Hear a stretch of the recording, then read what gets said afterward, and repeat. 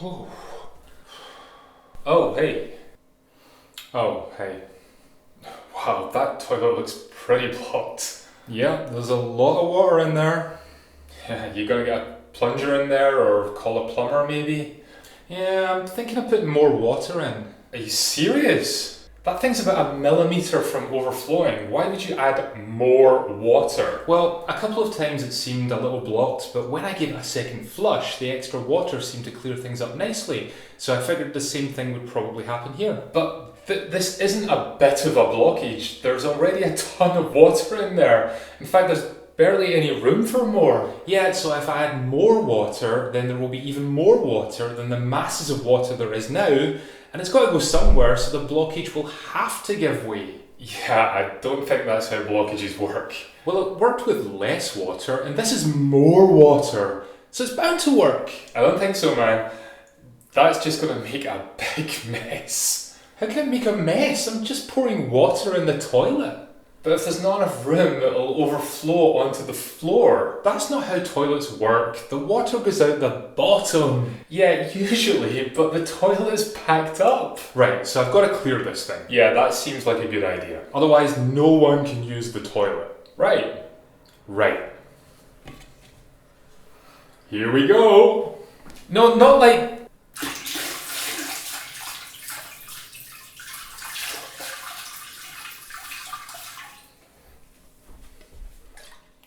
Oh. Well, that's gone everywhere. My feet are all wet now. I think I'd better call a plumber. Yeah, good idea. The reason generic answers suck is because without context, an action or response that works for some can often be catastrophic under different circumstances. That's what makes today's focus question bad. It's not that it's a bad question in general, in fact it's a very good one, but without context the response could be disastrous. As for the follow-up question covered later, I usually go for questions that are so outlandish it would be funny if it weren't serious, but this is one I've heard too often, but we'll get to that. For now, we're addressing the question, should I work out when I'm stressed? And getting this right could be life-changing. So let's relieve the tension of waiting and let's get to it. At some point you'll have seen someone using exercise as a stress reliever. Possibly in person, but likely on TV or in a movie. The common go-to is a combat sport like martial arts or boxing, though some turn to intense cardio, lifting heavy weights, or through other intense conditioning routines. But there are many things that can cause stress, and it can manifest in many ways, to varying degrees and levels. Meaning stress, the way most people think of it, is a blanket term, but we cannot or should not approach all stressors in the same way. As an example, we use the blanket term fish for things that live in the sea, but as any QI aficionado will tell you, there is no such thing as a fish. Fish are not genetically related, and they do not all behave or react in the same way. Depending on where you're fishing and what type of fish you're targeting, your equipment will be different, as will your technique. You could have a lot of experience sitting on the banks of a lake, bait fishing, but you can't utilise the same technique or equipment for fly fishing. In either case, if you don't use the correct bait or tie appropriate flies, you're going to end up disappointed, frustrated, or, dare I say, stressed. The point being, the technique required is dependent on the circumstances, and you can't take a technique that was successful in one situation and apply it to all and expect the same outcome. So how does this help us understand whether we should work out when stressed? As with fishing, it's key to understand the circumstances before we can assess what is appropriate. And to do that, it's a good idea to understand what stress is. You probably feel you know what stress is, but ask 100 people to define it and you're likely to get a range of responses. For example, one person might suggest it's the feeling you get when you're under pressure, a knotting of the stomach, headaches, a loss of appetite, a feeling of overwhelm and pressure, where another may focus on external influences, the idiocy of others, unreasonable demands through unachievable deadlines, or overwhelming workloads. And to some degree, they're all correct. But stress is a measurable internal reaction, and two people experiencing the same circumstances could respond completely differently. The system that creates stress is, as with most human functionality, very much built for purpose. But when I say purpose, I mean for survival in a world where there is potential for famine, drought, predatorial attacks and the like. You might find your work colleague to be a pain in your backside, but it's unlikely to escalate to a fight to the death. You might feel if you get something wrong, your boss is going to read you the riot act. You damn right, wise ass. The mayor called the chief called the deputy chief just chewed my ass out. You see I don't have any bit of it left, don't you? But you're not going to be flogged or executed.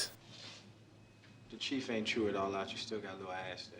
Those higher level threats are a lot less common these days, and sustained psychological stress is, in evolutionary terms, a recent invention, triggering us with nothing more than our thoughts. When our lives are in danger, our body's physiological response mechanisms are fantastically suited at dealing with short-term emergencies, but when continuously triggered, they can be disastrous.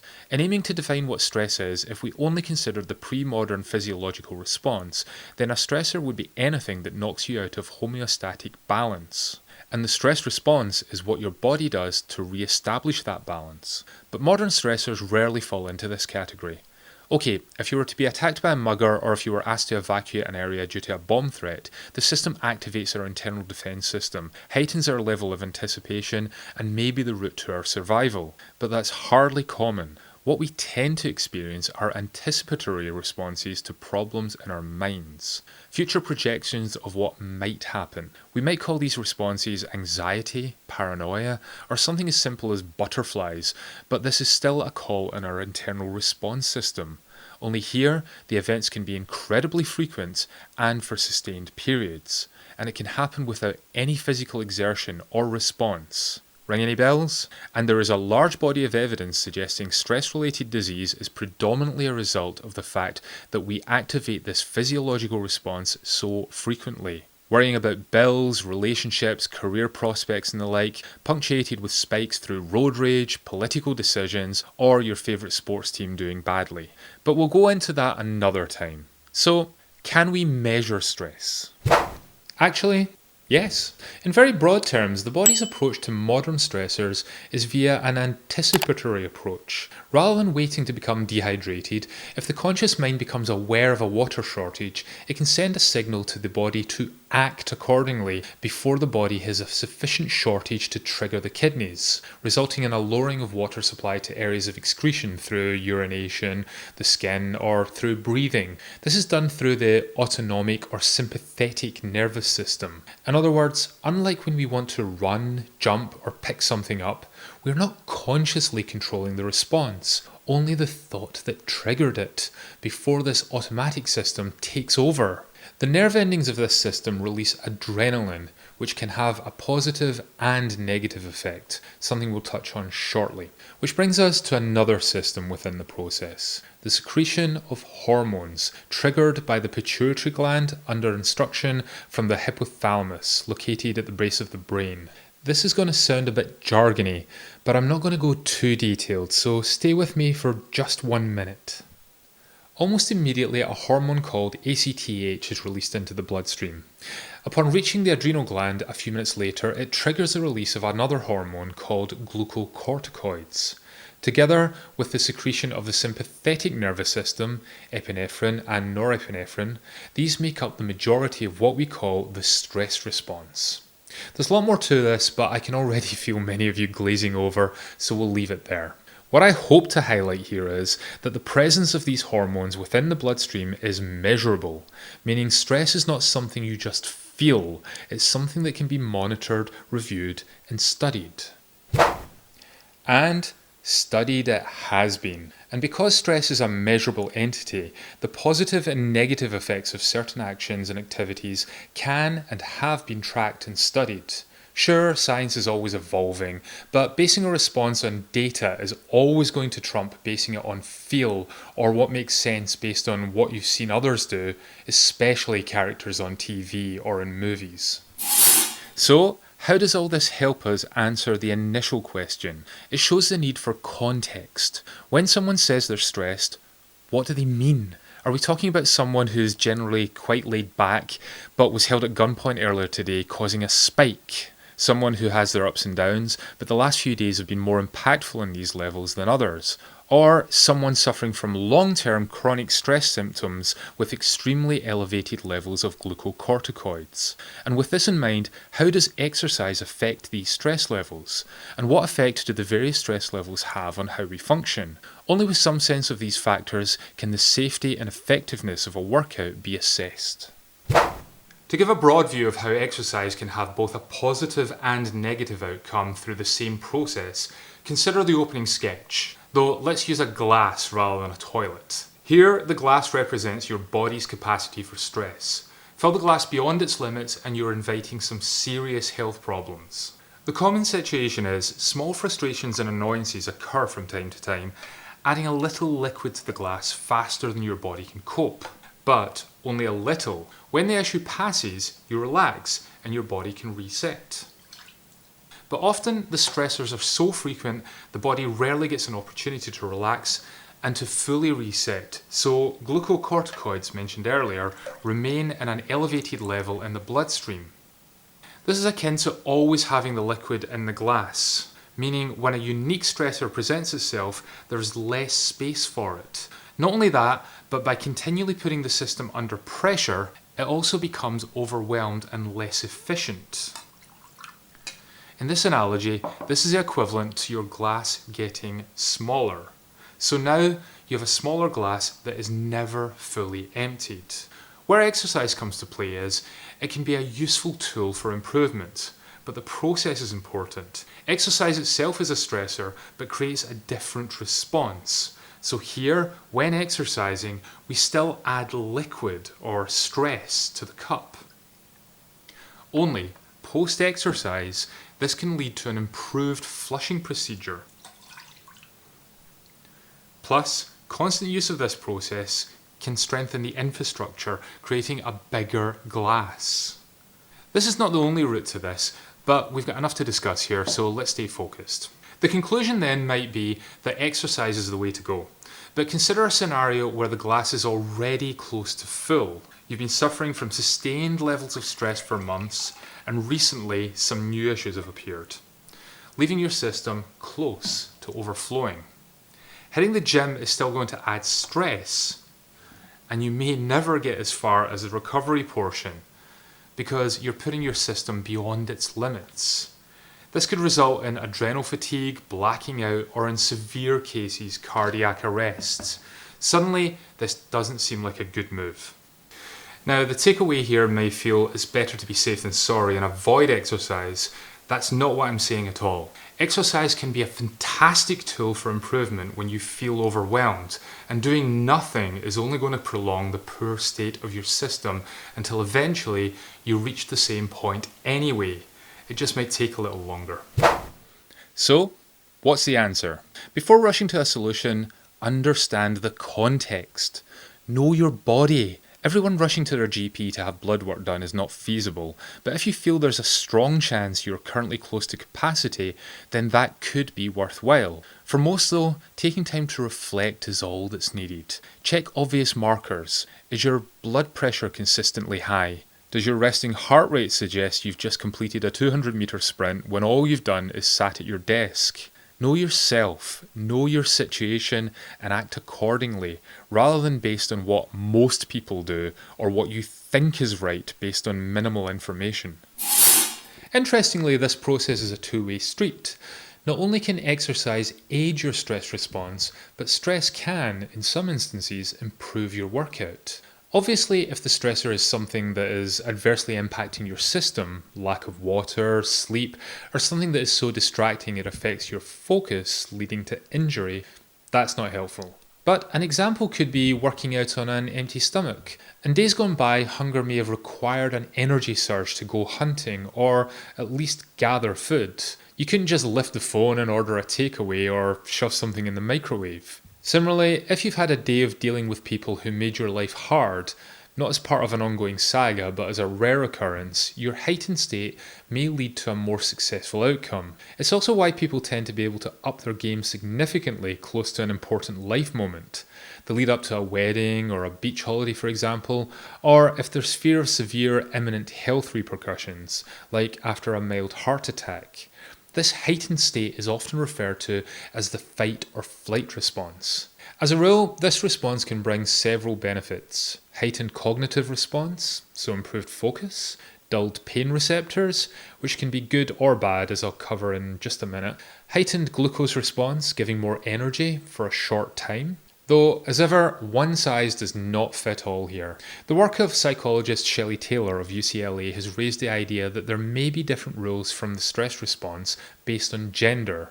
Where in males this is likely to lead to that fight or flight style response, Taylor has convincingly argued that in females this presents more in a tend or befriend style of response. This seems to be a trend rather than an absolute, as each response can be present in the opposing gender, but it does help confirm that an individualised approach is always going to be necessary, meaning again, this cannot be seen as a blanket benefit. It's important to take time to evaluate what works for you and how your system responds. Keep in mind, if these benefits do apply, they are beneficial when occurring sparingly. Too much stress can be catastrophic to progress. Due to the excess energy required as part of the stress response, the body logically puts a halt to any long-term energy-sapping building projects. If there was a devastating hurricane forecast, it doesn't make sense to start working on that conservatory you've been planning until it passes, and so your body inhibits digestion and muscle growth. Plus, your fertility levels drop dramatically, which is why this can be a major inhibitor when trying for a baby. And your immune system is also compromised. With sufficiently sustained levels of stress, as mentioned earlier, our perception of pain can also become blunted. That may seem useful in achieving more in the gym, but it also means you're less likely to be aware of any damage you're causing through poor posture or form. So you see how this question, when asked with no context, is such a bad one? Stress has a huge impact. It can be the spark required for action, it can deliver focus, and it can lead to a positive outcome. But as with most things, too much and you tip from positive to negative and even catastrophic very quickly. I've covered a lot here, yet barely scratched the surface, so I'll return to this subject in the future. But if you take one thing away from this video, don't take stress lightly. Many obstacles can be worked around. Stress isn't one of them. For many, this is the thing that is halting their progress more than any other. You may not be able to out-train a bad diet, but not only can you not out-train or out-diet excess stress, often you can't survive it either. So please, if this is an issue for you, understand its role in your life and give it the focus and respect required. The reason for including this question is because it becomes up so damn frequently. Okay, it's not as common as things like how long will it take me to lose, insert weight of your choice, or what's the best exercise or the best diet for whatever result. And the reason it's such a ridiculous question is not down to the person asking, but the general beliefs and mythos that lead to their thinking. Creatine itself is another big topic and something to perhaps cover another time, but there seems to be a perception that creatine is a drug, that it's dangerous or unsafe, possibly because its use is often associated with bodybuilders. It's thought of in the same vein as steroids or growth hormones, yet nothing could be further from the truth. Creatine is a naturally occurring substance. It's present in foods you possibly already eat, red meat in particular, and it has been researched intently, from which we know that the positives of creatine are many, and not just for those training for muscle gain. It has proven beneficial effects on depression, traumatic brain injury, muscular dystrophy, chronic fatigue, Parkinson's, osteoporosis, Huntington's disease, some forms of cancer, the list goes on. As for the negatives, poorly filtered versions can lead to mild digestive issues. Some people have trouble assimilating it and must be sure it is well dissolved to avoid stomach cramps and the like. And because of how it's assimilated, it can sometimes lead to a little water retention or short-term bloating. That's it! And there have been many studies looking for negatives. In other words, this is a very simple question to answer. Start using creatine whenever you like. You don't have to be lifting. You don't have to be training at all. There are health benefits beyond the gym, and this appears to be a powerful, natural route to improved health. But don't go spending extra where it's not required. Creatine monohydrate is all you need.